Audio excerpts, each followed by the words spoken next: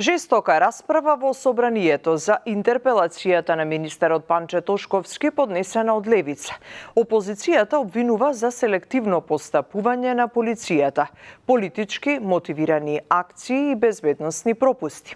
Тошковски пак во иницијативата гледа ефтин политички обид да се закочи расчистувањето со криминалот и корупцијата. Јана Јосифовска ја следи седницата. Јана, докаде е дебатата?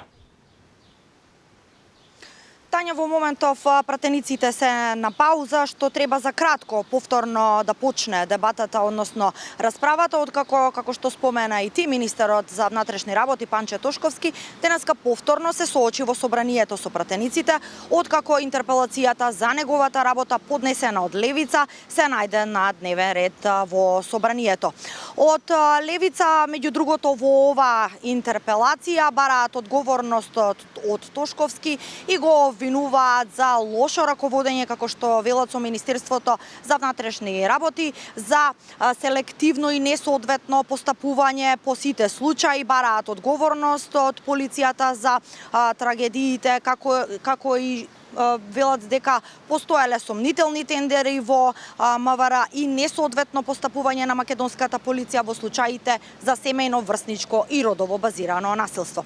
Од друга страна, министерот Панче Тошковски пак ги отфрли овие обвинувања од опозицијата, вели дека неговата работа давала резултати, ја обвини левица дека неаргументирано, како што рече, политички го напаѓа, се со цел за да се забави расчистувањето со криминалот и со корупцијата и кажа дека ќе продолжи ревносно да се ја врши својата работа. Во продолжение ги слушаме аргументите. Балканите цајкани ви се рак рана во министерството која вие не успевате да ја решите. Тие се срам за униформата. За 10 години имате пријави кривични против 500 полицајци. Што тоа ви кажува министр? Еве, вие сте биле адвокат од другата страна. Што тоа ви кажува? Дека си леđи и партиски вработувате таму? И затоа имаме агенти од 6-та управа кои продаваат документи на криминалци, затоа имаме телохранители на премиери тепачи на жени, затоа имаме наркодилери внатре кои ги штитат криминалците, затоа имаме купени дипломи од секаде, од славјански, од туризам, од вамо, од намо, сите инспектори ви се со купени дипломи. Слушнав многу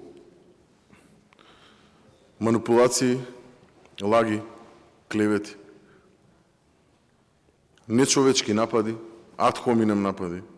Министерот не е во главата на секој полицаец, но министерот е одговорен да изгради систем во кој на грешката и следи дисциплинска, а таму каде што има основ и кривична одговорност. И во овој контекст делуваме максимално проактивно. Удирајќи по мене, удирате по институција која што за прв пат по 30 години покажа дека законот важи еднакво за сите. И особено стигна до оние што мислеа дека се недопирливи. Лесно е да се представуваш како најчесен, кога никогаш во животот ништо не си сработил и никогаш во животот никаков резултат не виделе од тебе македонските граѓани.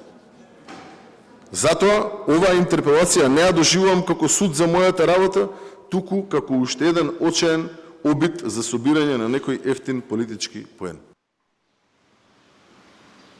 Да, инаку во расправата за интерпелацијата очекувано се претвори во една дебата и жестоки обвинувања и помеѓу пратениците од власта и опозицијата, меѓусебен судир околу воопшто работењето на МВР за политички влијанија, како што обвинија од опозицијата врз полицијата и селективност и сомнежи и злоупотреби, како што велат. Од СДСМ побара оставка од Панче Тошковски, додека пратениците од ВМРО-ДПМН и владеачкото мнозинство ја бранат неговата работа и како што велат начело со министерот, МВР дало добри резултати и се намалила стапката на криминалитетот, се подобриле како што велат условите во работењето на полицијата. Ги слушаме и овие изјави.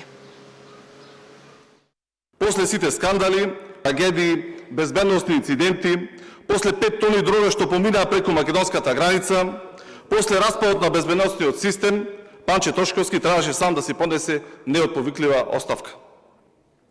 Но не поднесе. Затоа што знае дека за него стои Христијан Мицковски. Затоа што знае дека мнозинството ќе го штити. Колега Талевски, кога ве слушам, навистина човек добива впечаток дека зборувате за некоја друга држава, а не за државата која што вие ја оставивте зад себе. Имавте 7 години министер, 7 години директори, 7 години обвинителство, целиот систем под контрола. А што оставивте зад себе? Хаос во издавањето лични документи, граѓани понижени со часови денови чекање, институции со нарушен углед и чувство дека законот важи за сите, освен за блискиот ешалон на СДСМ и ДУИ.